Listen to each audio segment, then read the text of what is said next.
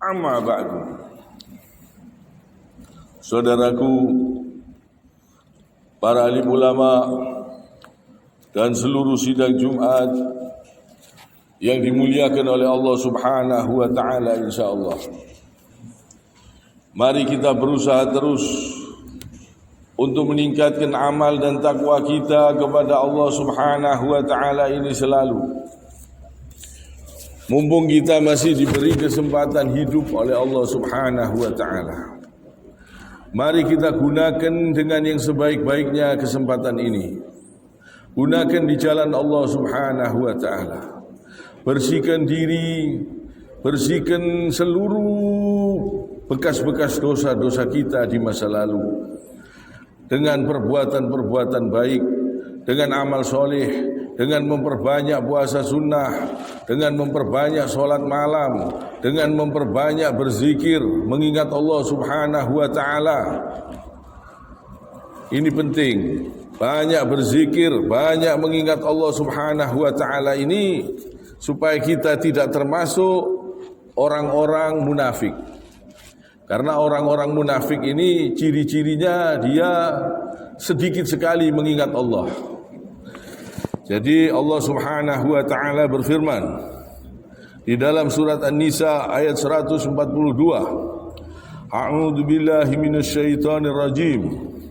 Innal munafiqina yukhadi'una Allah wa huwa khadi'uhum wa idza qamu ila salati qamu kusala yura'una an-nasa wa la yadhkuruna Allah illa qalila.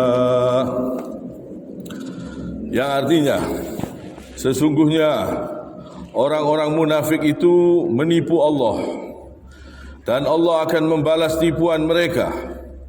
Apabila mereka berdiri untuk sholat, mereka berdiri dengan malas. Mereka bermaksud riak dengan sholat di hadapan manusia, dan tidaklah mereka menyebut Allah kecuali sedikit. Jadi mereka menyebut Allah tidak banyak, kecuali sedikit. Tidak sering mengingat Allah. Jadi ini perlu kita perhatikan. Dan orang-orang munafik ini orang-orang yang tidak bisa dipercaya. Mereka menipu Allah. Ini kata Allah Subhanahu wa taala di dalam surat An-Nisa ayat 142. Sesungguhnya orang-orang munafik itu menipu Allah. Coba bayangkan, Allah yang menciptakan mau ditipu. Coba kita renungkan ini, alangkah jahilnya.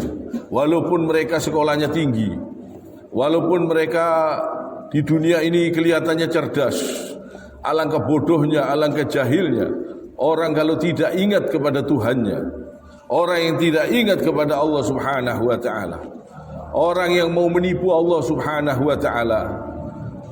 Orang-orang seperti ini apalagi terhadap manusia. Allah saja yang menciptakan mau ditipu, apalagi manusia. Coba kita renungkan, orang seperti ini tidak bisa diberi amanah, tidak bisa dipercaya. Dia berani korupsi, berani mencuri, berani berdusta, berani berbuat keji, perbuatan-perbuatan yang haram yang dilarang oleh Allah Subhanahu wa taala. Ini orang-orang munafik. Jangan sampai kita termasuk golongan-golongan mereka. Banyak-banyak berzikir mengingat Allah Subhanahu wa taala di setiap hari, di setiap malam. Kalau kita terbangun dari tidur kita, banyak mengingat Allah. Kalau bisa sholat tahajud, usahakan jangan sampai dilepas setiap malam. Puasa sunnah, Senin, Kemis, atau puasa Nabi Allah Daud, ini betul-betul bagus. Perintah-perintah Allah ini sangat baik.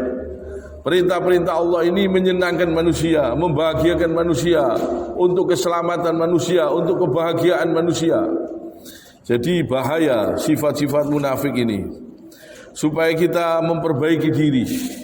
Lantas kalau kita renungkan, kalau seandainya yang menjadi pejabat-pejabat di negeri ini adalah orang-orang munafik, alangkah ngerinya, alangkah sengsaranya rakyat. Maka dari itu mari kita perbaiki diri, saling mengingatkan siapapun orangnya supaya kita ingatkan, apapun pangkatnya, apapun jabatannya supaya kita ingatkan, supaya mereka jangan sampai terjerumus ke dalam kemunafikan. Karena orang-orang munafik ini diancam oleh Allah Subhanahu wa taala neraka yang paling bawah, neraka jahanam. Walaupun mereka nampaknya seperti orang Islam, mereka nampaknya seperti orang Islam, mereka sholat, KTP-nya Islam, tapi benci kepada Islam, benci kepada sunnah Nabi SAW, benci kepada aturan-aturan Allah Subhanahu wa taala. Walaupun nampaknya menampakkan seperti orang Islam, tapi menyelisihi ajaran Nabi SAW, menyelisihi aturan-aturan Allah yang ada di dalam Al-Quran. Semakin tinggi tingkat kemunafikannya, semakin besar dia berbuat untuk menyelisihi aturan Allah Subhanahu wa taala. Ini supaya kita perhatikan, jangan sampai kita ini rugi di dunia ini sementara. Di dunia ini sementara, kita menghadapi siksa dunia saja tidak kuat, tidak mampu. Sengsara di dunia saja tidak kuat, tidak mampu. Kelaparan di dunia saja tidak kuat, tidak mampu kita. Coba kita renungkan, kita puasa, saum, kita rasakan dari sahur sampai berbuka, kita tidak makan. Kalau sampai 1 minggu, 1 bulan, orang-orang yang kelaparan, orang-orang yang sengsara, tidak bisa makan, apalagi orang-orang yang sakit, yang lumpuh, yang stroke, yang di rumah sakit, ngamar, yang tidak bisa bangun, ada yang buang air di atas kasur, ada yang kencing di atas kasur, nggak bisa, mau ke kamar mandi tidak bisa. Sengsara di dunia saja berat, sulit, sakit, pedih, apalagi di akhirat, sengsara yang selama-lamanya. Sengsara di dunia saja nggak kuat. Ada orang yang mau dari Surabaya ke Malang, tetap buang airnya di mobilnya, buang air di mobil, nggak bisa turun. Kencing di atas mobil, buang air di atas mobil, nggak bisa turun. Ada yang ngeleset terus, nggak bisa duduk. Sengsara di dunia saja sulit. Jangan berani-berani berbuat dosa, jangan berani-berani berbuat keji, jangan berani-berani menyelisihi aturan Allah Subhanahu wa taala. Karena kita tidak kuat, kita ini enggak mampu. Kita ini tidak mampu menghadapi siksanya Allah, enggak mampu.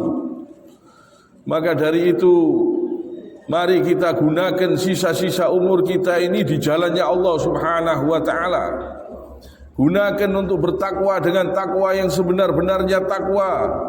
Gunakan memperbanyak mengingat Allah dengan pandangan kita, dengan mata kita, dengan tingkah laku kita, dengan badan kita. Usahakan di jalan Allah selalu, usahakan gunakan di jalan Allah selalu. Jangan digunakan untuk bermaksiat kepada Allah Subhanahu wa taala.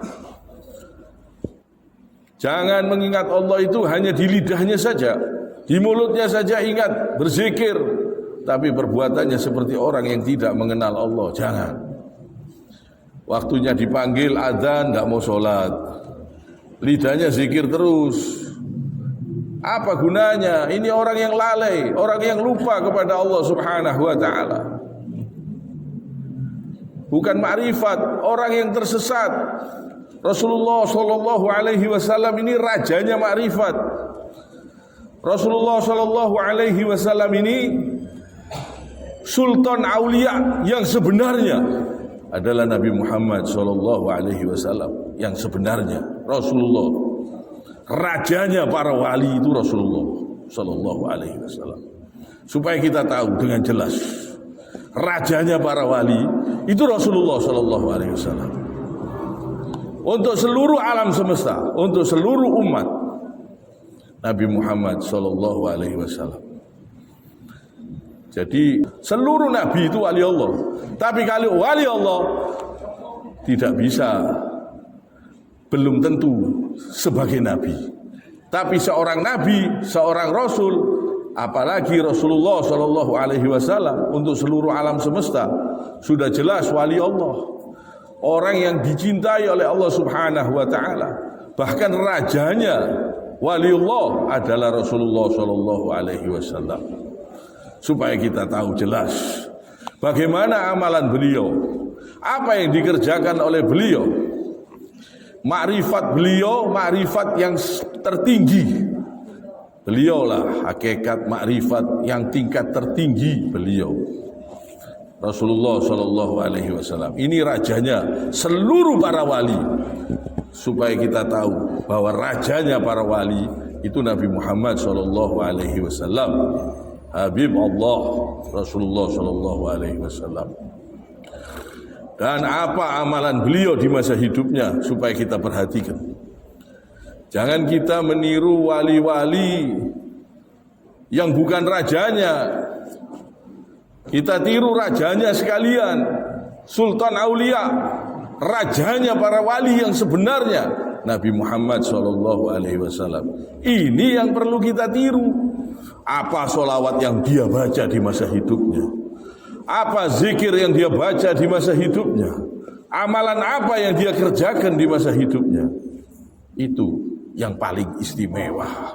Itu yang paling istimewa. Itulah Sultan Aulia, amalan yang dikerjakan oleh rajanya seluruh para wali, bahkan Rasulullah Shallallahu Alaihi Wasallam. Supaya kita perhatikan amalan-amalan beliau di masa hidupnya, supaya kita perhatikan solawat-solawat yang dibaca oleh beliau di masa hidupnya, dan semua amalan-amalan yang beliau kerjakan itu adalah yang terbaik, yang terbaik. Tidak ada lagi yang lebih baik daripada beliau. Beliau maksum, terjaga dari segala dosa. Beliaulah yang sebenar-benarnya yang diakui oleh Allah Subhanahu Wa Taala. Beliau sebagai Nabi dan sebagai Rasul Sallallahu Alaihi Wasallam yang diutus untuk manusia karena cintanya Allah kepada manusia, sehingga Allah mengutus Nabi Muhammad Sallallahu Alaihi Wasallam. Ini karena cintanya Allah, supaya kita ini mendapatkan ampunan dari Allah Subhanahu Wa Taala, supaya kita ini bisa kembali masuk surga lagi. Karena Nabi Adam alaihissalam diturunkan dari surga supaya bisa kembali masuk ke dalam surga lagi. Allah utus Nabi, Allah turunkan Al-Quran, saking cintanya Allah kepada kita. Jangan sampai kita ini lalai. Jangan sampai kita ini lalai terus berbuat perbuatan-perbuatan yang jahil, yang bodoh. Dunia kita kejar-kejar, kita cari-cari, setelah itu kita mati. Tidak ada yang bisa kita bawa. Kita kejar-kejar, kita cari-cari, setelah itu kita tinggalkan selama-lamanya. Bukan kita tinggalkan sementara. Kalau kita meninggalkan dunia ini seterusnya, selama-lamanya. Orang kumpul-kumpulkan dunia, dia kejar-kejar dunia, menghalalkan segala cara yang haram dia sikat, dia tidak peduli aturan Allah Subhanahu Wa Taala. Akhirnya sudah kaya raya dia mati, habis, dia pergi dan tidak kembali lagi ke dunia ini, tidak bisa kembali lagi ke dunia ini. Dan apa yang dia amalkan kalau dari barang-barang yang haram, percuma. Gunakan di jalan Allah Subhanahu Wa Taala dengan harta-harta yang halal. Betul-betul kita ini harus berusaha yang sebaik-baiknya. Karena dunia ini sementara, dunia ini hanya tempat sementara. Jangan kita tertipu, jangan kita terlena. Jangan sampai kita nampaknya saja seperti orang pinter, tapi bodoh, jahil, tidak mengenal aturan Allah Subhanahu Wa Taala. Ini orang yang bodoh, orang yang rugi. Kelihatannya tok sekolahnya tinggi, tapi tidak mengenal Allah, tidak mengenal Tuhannya. Kepada Allah saja tidak tahu, tidak mengenal, tidak mau menyembah, apalagi berbuat baik kepada bapaknya. Kepada Allah saja melanggar, tidak mau tunduk aturan Allah Subhanahu Wa Taala. Alangkah ruginya. Ini orang yang bodoh. Walaupun kelihatannya sekolahnya tinggi, dia orang yang tertipu, dia orang yang bakal mati di dunia ini sementara. Dia bakal tinggalkan dunia ini dan dia akan sengsara selama-lamanya kalau tidak di jalan Allah Subhanahu wa taala. Jadi mari kita berusaha selalu menggunakan sisa-sisa umur kita ini di jalan Allah Subhanahu wa taala. Jangan sampai kita ini tertipu. Jangan sampai kita ini senang yang sementara, senang yang sebentar, setelah itu tersiksa selama-lamanya. Jangan sampai. Kita tidak mampu. Sengsara di dunia saja sulit, berat, sakit. Kita enggak kuat, enggak tahan. Maka dari itu banyak-banyak berbuat baik, amal soleh, bertakwa kepada Allah, kerjakan perintah Allah, jauhi apa yang dilarang oleh Allah Subhanahu wa taala. Jangan berani-berani berbuat dosa, jangan berani-berani berbuat haram, jangan berani-berani berbuat perbuatan-perbuatan yang melanggar aturan Allah Subhanahu wa taala. Jangan berani-berani. Ingat, kita tidak kuat, tidak mampu. Berat, sakit di dunia saja sulit, berat. Allah Subhanahu wa taala juga berfirman, A'udzu billahi minasyaitonir rajim. Wa'adallahu al-munafiqina wal munafiqati wal kuffara jahannama khalidina fiha. Hiya hasbuhum wa la'anahumullahu wa lahum 'adzabun muqim. Ya, artinya Allah mengancam orang-orang munafik, laki-laki dan perempuan, dan orang-orang kafir dengan neraka jahanam. Mereka kekal di dalamnya. Bayangkan, coba, jangan sampai kita ini diancam oleh Allah Subhanahu wa taala. Diancam manusia itu kecil, tapi kalau diancam oleh Allah Subhanahu wa taala, ini Allah yang ngancam, yang menciptakan kita. Jangan sampai. Kalau manusia yang ngancam, manusia bisa mati. Kalau Allah cabut jantungnya, Allah stop jantungnya, mati sudah. Habis musuh kita, insya Allah. Kalau kita dekat sama Allah, musuh kita itu kecil semua.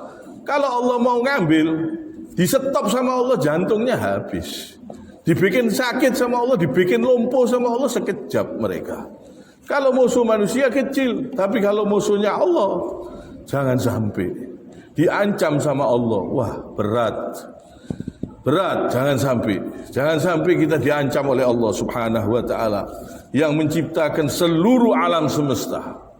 Bahkan kita akan kembali kepadanya kalau sampai diancam oleh Allah Subhanahu wa taala.